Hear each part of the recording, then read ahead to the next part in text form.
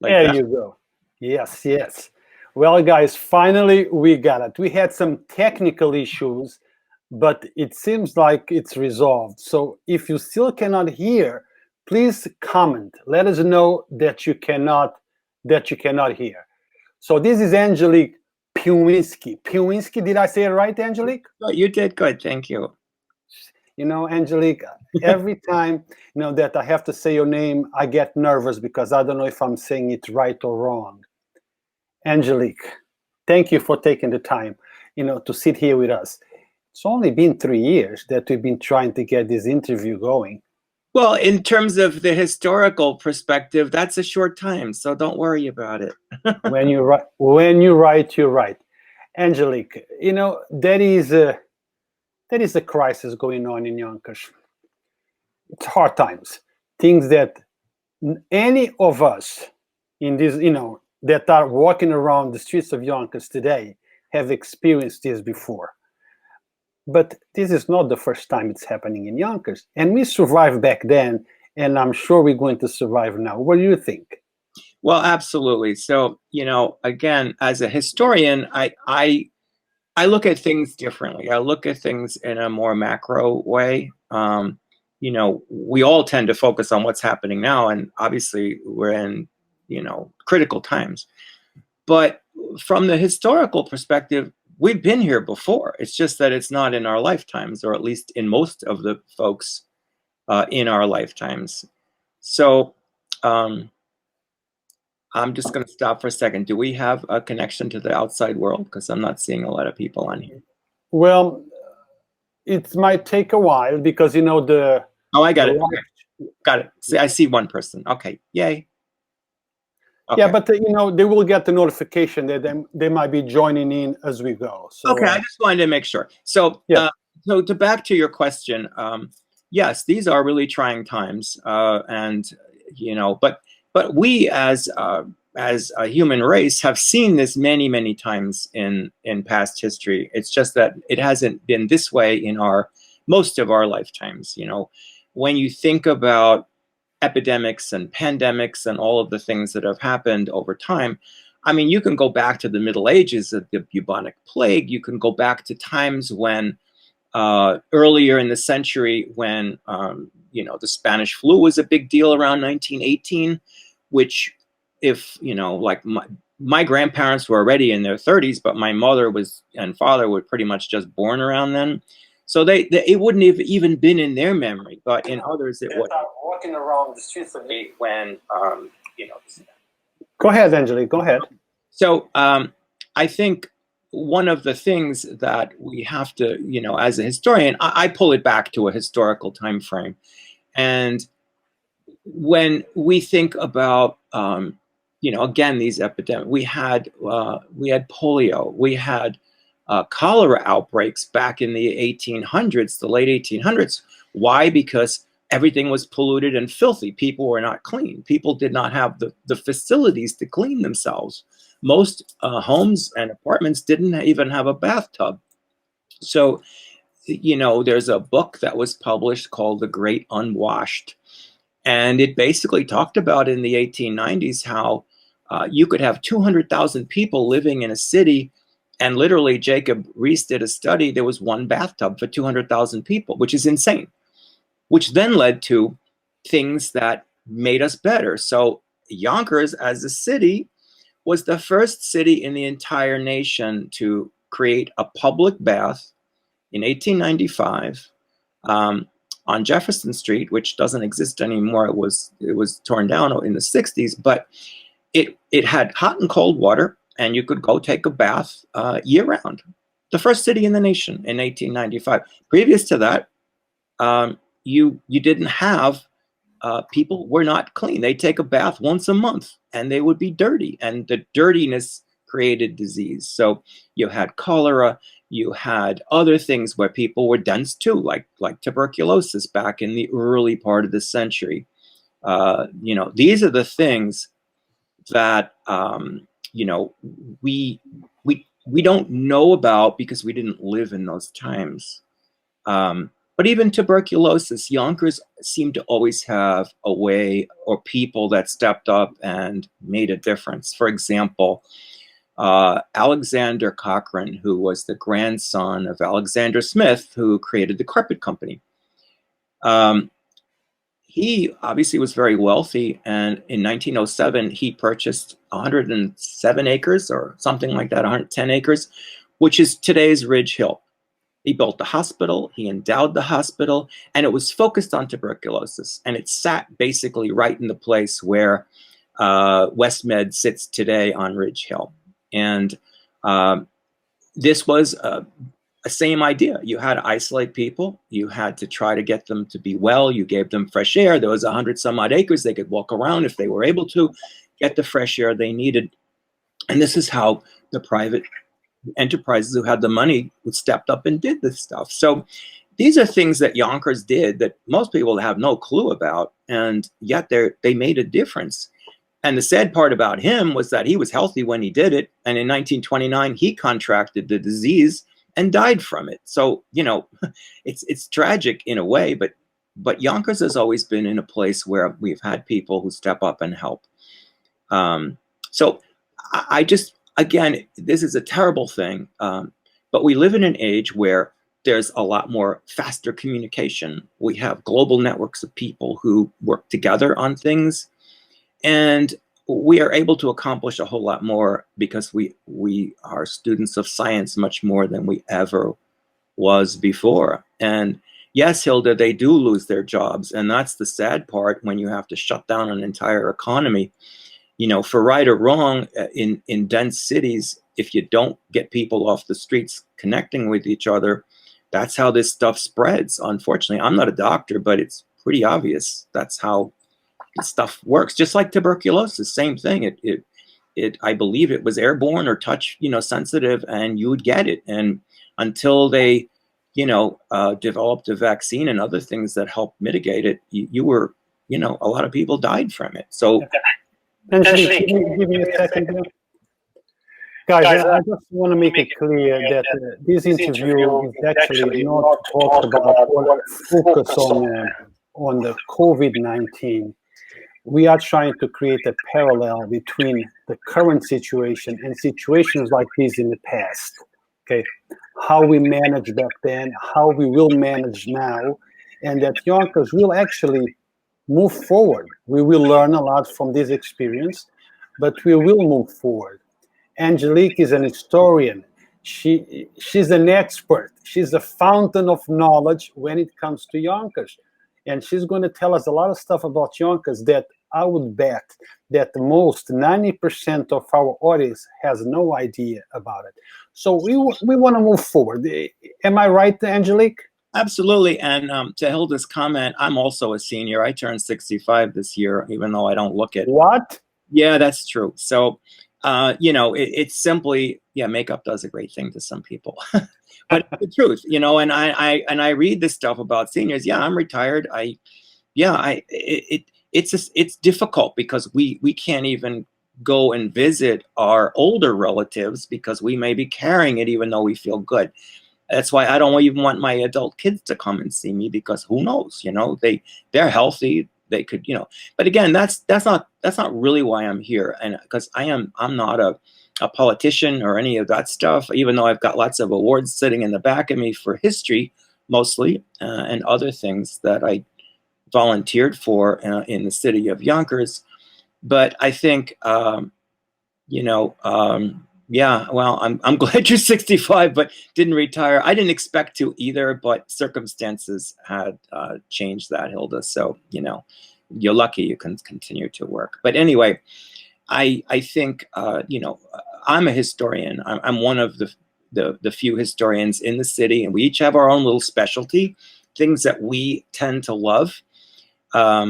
And, my specialty, in a sense, the thing I'm passionate about is the Victorian era, particularly with Yonkers in the Victorian era. Pretty much, even though the Victorian era started early, but I focused around the 1850s till about, the Victoria ended in 1901, but when Queen Victoria passed away, but I'll go to about 1915. but during that period, that's my focus. I love, architecture and things like that. And particularly, I'm going to say this about history. I hated history when I was a student in school because it just seemed like all you had to do was memorize these dates and places and people's names. And it was boring to me. But later in life, I realized that history is about stories. And you don't necessarily, yeah, it's good to know the people, but the history is stories of people. And, when we look at the historical record, you look at obituaries, 4 paragraphs of a person's whole life. What's the legacy? How do we, what do we leave here when we go? And, but the untold stories are the most fascinating to me. And they repeat themselves because history repeats themselves because the human race is flawed. And if we don't study history, we're not going to learn that the same mistake was made 3 generations before. It's just that we didn't study it, so therefore we don't know it. So, so that's kind of my take on history. What I love about history is it's stories of people, and particularly people who've done good things for us. So, this too shall pass. We know that from the historic record. We just have to do the right things. But again, I'm not a doctor, and I'm certainly not qualified to comment medically. But I'm really here to talk about history. So we could switch the subject. Yes, let's do that. Now, before we go much further, okay, let's talk about a couple of things that you've been doing lately. There is a documentary coming up. There is. I have been writing a book about my own crazy life. I gotta read that, but I want a signed copy. If I finally finish it, yeah, I've lived an interesting life for sure. But one of the things that the book, even though I haven't quite figured the title of it yet, but really it's a guide to overcoming challenges, and I've had a lot of them in my life, as we all have, and sometimes when you actually are have overcome something, it's really great to share that. So that's really the focus of it. It's one person's thoughts on how you overcome challenges, and hopefully teach the next group who's perhaps having the same challenge that you had, and you can help them, or they can certainly have some best practice takeaways and things that might help them along.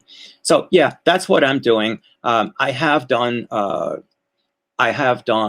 documentary at one time, a couple of years back, about Yonkers history, and that was a lot of fun. We did that. Yeah, Shira, I don't know what you're talking about, but it's really not germane to this conversation. But if you have a question about history, more than happy to answer it.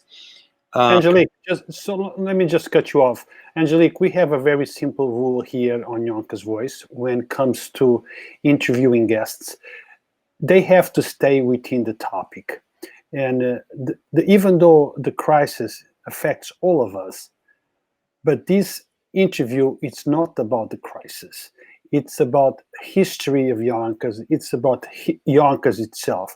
So we're going to screen the comments as they come, but we are not going to address them unless it's something related to what we are talking about. Somebody asks you an historic question about Main Street or about the Manor place. Then we address it. Everything else, let's just ignore. Guys, please ask questions that are relative to this interview. History of our great city. That's what we're talking about here. So that makes sense. So I think I'm going to pull this back again to another spot. I think one of the things about Yonkers is that people have no idea how much history sits here that you can actually see, and go to. I'm thinking about Phillips Manor Hall on Warburton Avenue by the Yonkers train station. We have the oldest standing building in Westchester County that was built in 1682. It sits right on the corner. It's I'm not sure how they're open today, but they typically are open 5 days a week. And what a wonderful place to go visit. Within that museum is one of the only collections of presidential portraits outside of the White House that was put together by Alexander Cochrane back in the 1920s, and it has portraits that were painted at the time of sitting presidents. There's 6 or 7 of George Washington, literally painted by the artist with George Washington in front of them. Abraham Lincoln, other presidents. An amazing collection. It's not always all there because a lot of it goes back and forth to a place where the state does historic preservation on them. But we have a priceless resource that is great for kids to, come and learn again after all this craziness is finished. But a wonderful resource that most people don't even pay attention to when they walk by. We're home to the oldest stone Episcopal church in the state of New York at St. John's in Getty Square. That congregation goes all the way back to their beginnings in 1684 and was chartered by William and Mary back in 1692, right? Who would think that we had these resources in Yonkers that you can walk by every day and not even realize what you're walking by? So many other things. We have in that bell tower to that church is a bell that's 200 years old that was literally fabricated by a student of Paul Revere, an apprentice. It has provenance back to Abraham Lincoln's family, believe it or not. And so we've got all these great resources and historic landmarks that we can learn from, even walk. Angelique, through those doors at that church, there is one of the doors, I'm not sure if it's all, but there is one door that Civil War veterans pass through it. Which door is it? Okay, so it's actually the American Revolution, because that side, the south side of the church, the side that faces Broadway, okay, there's 2 doors. They're green doors. They're kind of circular. They have a circular top to them. They go nowhere because when the church was enlarged in 1872, the back of them had to expand so that it could contain the weight of the building. But yes, through those doors passed Revolutionary War soldiers from both sides, the British and the Patriots. And the church at that time was designated as a military site, a hospital. Much like today, things are being taken over to use as hospitals, and they didn't care who you were wounded, you came there, you were healed. So it has military status as a building, and it also has a church status, and is still functioning today as a church. So yeah, there's a strong belief that in the basement, now the church was enlarged many times and lots of walls down there. I was on the vestry of that church a few years back. You can't get really into that section of the basement. It's all bricked up and blocked up, etc.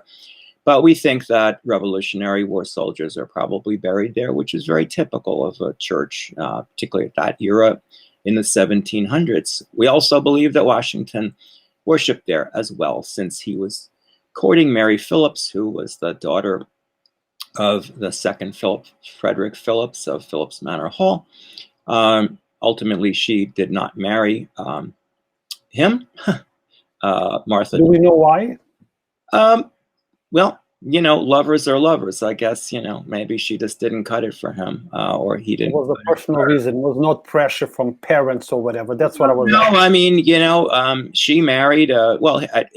Washington was also a British soldier at one point when we were before the Revolution, but she married a British soldier, and that residence still actually sits in the Bronx, where they were married at Phillips Manor Hall. And Roger Morris. I forget the exact year, but it was, I think it was in the 1860s or 50s. That means 1760s or 50s. I can't remember exactly, but yeah, a lot of history happened in Yonkers and different places. And, you stand in some of these buildings and you kind of take it all in, and it's like, wow, all this stuff happened here, Now, Angelique, I walk around Gary Square, very often.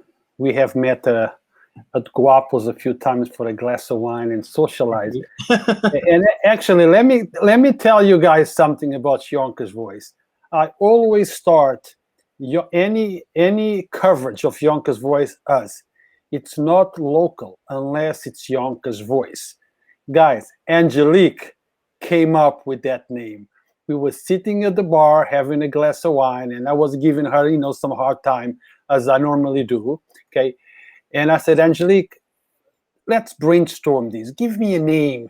Give me an opening statement so I can start. Do you remember that day, Angelique? I do. We kicked around a lot of different things, and obviously you are the local person. You're always running around like my thing will turn on at 2 a.m. and like, where are you walking down some street where there's a fire thing or an ambulance, and there you are getting yelled at like lady, yeah, dude, move over. Move over, get out of here, What are you doing? But I think grassroots news coverage is terrific. I mean, the larger organizations are terrific, but it takes them a little longer to get there, and Correct. They're literally in the neighborhood, so it's easy. Well, I don't know how easy it is and how many times you walk out with your PJs on, but you're doing it, and that's a pretty cool thing. Yeah. So people kind of get an unobstructed, yeah, pure. This is what's going on. Yeah. Watch and come up to your own conclusion. But my point was, I walk around a lot, Main Street, New Main Street, all the way to the river. Tell us a little bit of history about that particular area, Angelique. Well, besides the church and the manor, what was the area about? Was it just land? What was done in that area? Okay, so let's go back before the quote unquote white man came. I use that term loosely. Before the immigrants came and the Native Americans were there, anytime that you have a river, particularly two rivers, you had the Neperhan, which was the native name for it, and then you had the Hudson River. At the intersection of those two, there was a 3,000 population town, whatever. I don't know if the Native Americans would call it that, but there was a settlement of 3,000 Native Americans that lived there because you had water, you had transportation with the water, and you had food. Those waters, between the fish and game and everything else, you had plenty. This is what, when you didn't have much, it certainly allowed you to feed off the land. And so anytime you have a river, you always have, later you have power you get from the river.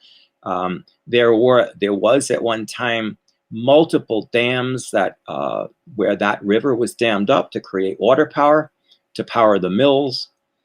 It also, there were many different mills. We had sawmills, which gave birth to the name of Sawmill River, but it was the Neperhan before that, and it's interchangeable today. So, we, Main Street always followed that river. So in the 1860s and before, the river kind of snaked around before it got to the Hudson. So Main Street snaked around. There was like a bend in it. And later they straightened it because it was kind of hard. And then they eventually, because the river was so polluted in around 1917, they covered it, right? They covered the whole river because river was a source of stench and pollution and disease. And so instead of trying to clean it, which they couldn't because they didn't have the regulations in place at the time, they just covered over it with what they called a flume, which was a giant, encasement, and then buried it. And then later, a few years back, the city, quote unquote, daylighted it, which 90% of the river still flows underground. It's basically what they did was knock a hole in the side of it, create a 10% pathway of water coming around to make this pretty little park. But most of the water still flows under Dock Street anyway. So, it's still goes into the Hudson River. So these are the things, when I walk around that part of Main Street, I just recall these, you know, incredible things that have happened. And the shoreline of the river was really almost to the back of Phillips Manor Hall. It was later, a lot of it was filled in. We had a mini Palisades on the side of where, you know, where Yonkers side is. Now it's flat, but that was leveled because we needed to put the railroads in the 1830s. So things, you know, landscapes change, things change, and things, you know, like you walk around and it's like, oh, this is pretty, but then you can look at the historic record and photographs that go back to the 1850s and see, wow, it was really different, or drawings, you know, or paintings. So a lot has changed, but yet the river still flows, and the river's beautiful, and so does the Sawmill River. It's under there, you know, in different pieces and parts. What about slavery in Yonkers? What about slavery? Yeah, we had slaves, which, you know, I mean, obviously a horrible thing. Phillips Manor Hall, the Phillips family had them. You know, terrible thing. And there was an exhibit a few years back, it may still be there, about slavery in Yonkers. Yeah, from Vinny, what's the last name? Yeah. Did a whole thing, and you know, yes. In fact, Phillips Manor Hall also has an immigration exhibit that is doing it's three parts. The current exhibit is more the present day. We're going to go back, and I say we because I was always such a part of it. Two more stages. One will be sort of from the Civil War onward, and then prior to that. But it was important to start with the more recent because a lot of interviews were done. People who've come over as immigrants, and you know, interviewing them, what their experience was, and things like that, which is really important to capture the verbatims of living people who can describe their experience and what they encountered and things like that, and you know, across all the different you know, nationalities and races and creeds and etc. So that was done. It's pretty cool. I mean, I don't know if it's open today. I don't know how, you know, given the current situation, but it will be open again, of course. And I think, you know, definitely. Guys, you know, I always tell people to take time and learn about history of Yonkers. It's so rich in history. There is so many places to go and things to learn. I've been at the Manor place, you know, a couple of times. They gave me actually a private tour of the place. I loved it. And I am going back. You know, we have a scheduled, we don't have a date yet, but we have talked about the documentary. So I can give you like a cyber view of all the places. But regardless, if I give you that cyber view, nothing replaces a real visit. It does. Right? It doesn't. But and I'm going to say something else too, which is very, very specific to Yonkers and history. I've studied Yonkers history for over 40 years, and because I find it fascinating. The more you look at, the more you research, the more your eyes open and like, wow.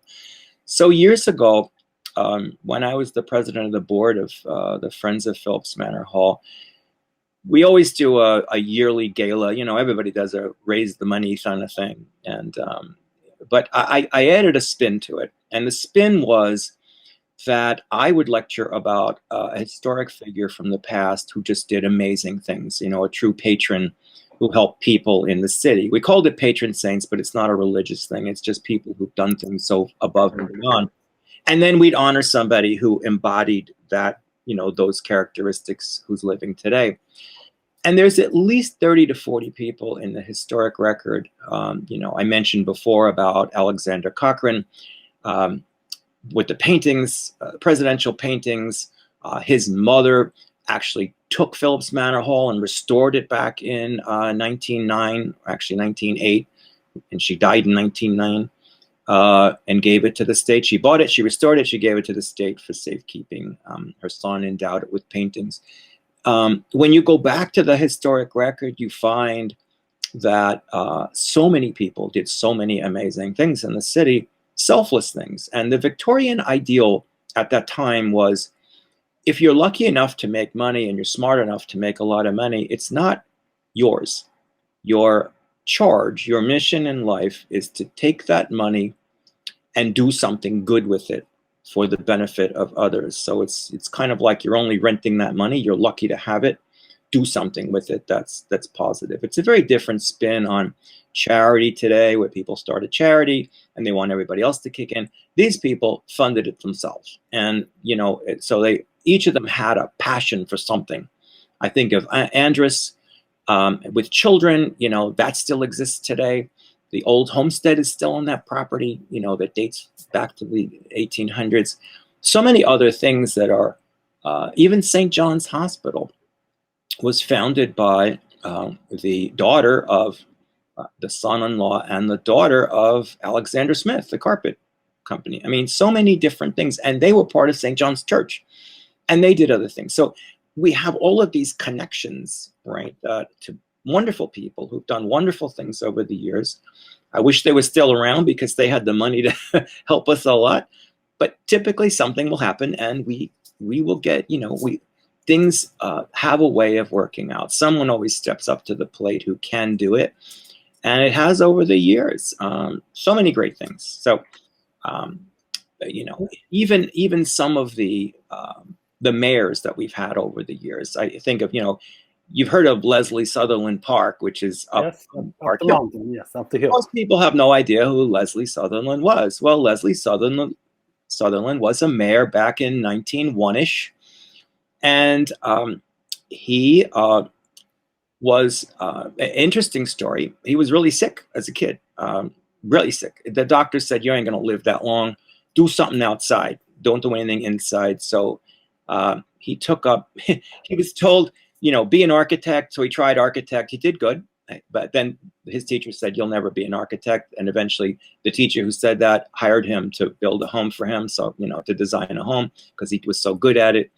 But his biggest claim to fame in my mind was he was a tradesman. He was a bricklayer. And he realized how hard it was in the trades back in those days when there were no set hours and people worked to death. So he was one of the people, actually the person, who was, when he became mayor and became involved in the political aspects, created the law that said, an 8-hour workday for the building trades, which who knew that, right? But Yonkers, Yonkers people have done so many things. And I think it's just important that we remember them all. And there's so many of them. Now, Angelique, let's fast forward to most recent times, Prohibition time.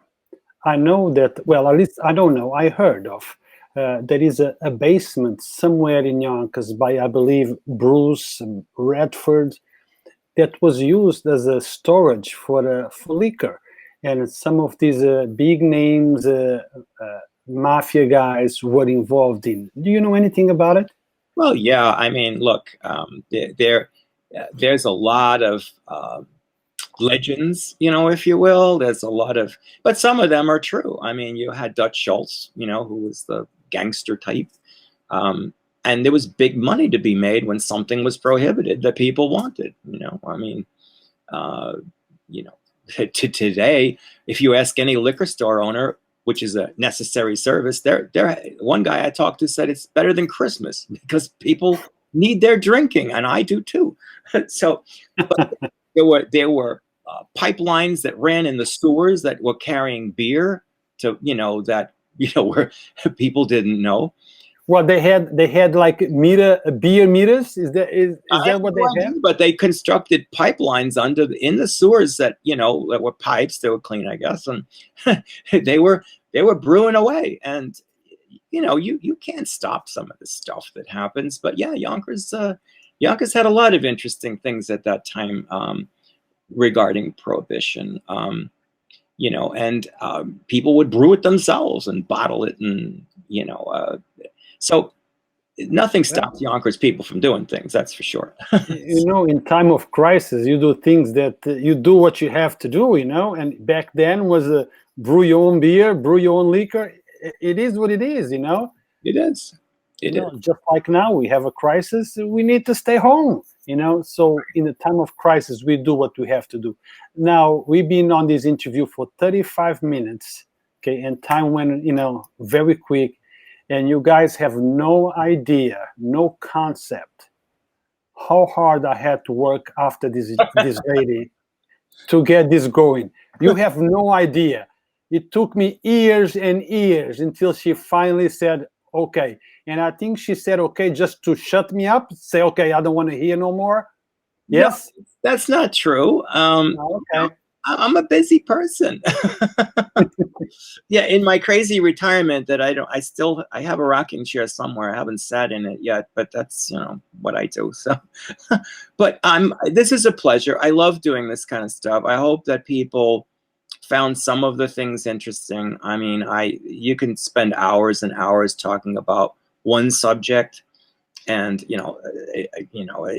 I mean, but I will say one thing, that people are fascinated by Yonkers history, and and probably the testament to that is my own Facebook group that I started back in 2014. I called it Historic Yonkers Early Photos and Stories. This is not a plug, but it's a point that in May of 2014, I figured, I'll get a couple hundred people that might be interested in history. Well, today it's past 9,000 people. You know, we're up to 9,300 people or something like that, and huge amount of people engaged. And I keep all the crap off of it. You know, I don't want controversy. History is history. Yep, sometimes history is written incorrectly, but we have a lot to learn from history. You know, as I said before, history repeats itself in different ways because we're all human and we're all flawed in one way or another. But if we don't study it from generation to generation, we're going to repeat it again, not knowing. Well, you guys, that's a group that is ran by Angelique. It's a great group. I'm part of it. But if you guys think that I'm too hard managing my page, try hers. Okay. Yeah. But she has a point. The group has a mission statement. There is a purpose to share historic events, pictures, and that's where they're going to stay. So it's not for each one of us to go and, as a guest of another person's group, to try to change the rules. Those are the rules. We have to comply. And if we don't, then we leave the group. The same applies to Yonkers Voice. I have zero tolerance. You know, I don't have time to, you know, give warnings and stuff. It's like, if you don't follow the rules and you're nasty, goodbye. Well, it's somebody else that'll want to join and find it interesting. So, you know. Exactly. You know, sometimes I give hundreds of warnings because I don't want to just remove people, because my page is about opinions, about views. So I want to give people a chance. But yours is not about that. Your page is about history of Yonkers.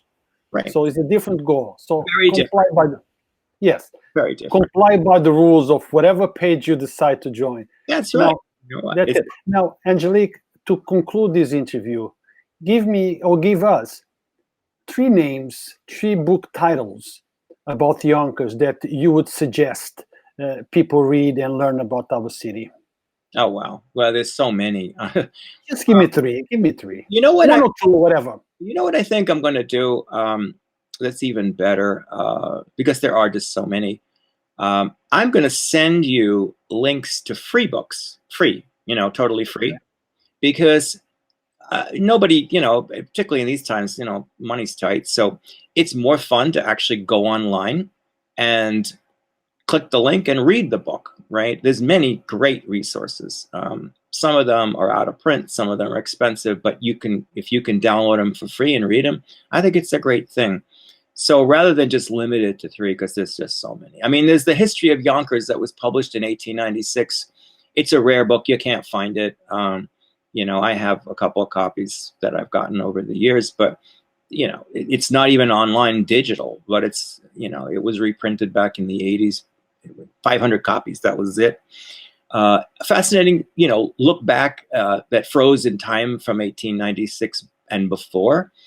There's Yonkers Illustrated.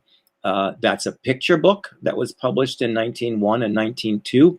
And it's just got picture after picture of people's residences and businesses and stuff, and little descriptions if there was one. You can find that online and download it for free. I happen to love it because I love pictures. Pictures, we all say pictures speak 1,000 words, and they do. You look at a picture, keep looking at it, you're going to find stuff in it that you wouldn't normally, have looked at the first time. So you keep looking at it. So there's many different ones, and there's some that have been published today that are also good. It depends on your focus of interest. We all have different things, passion points about history. So I think if I send you a list that you can put on, on your Facebook group, that people just click on the link and decide if it's something they want to read. It's free, right? You got sounds like a plan. There's about 30 or so of them, and they're really good.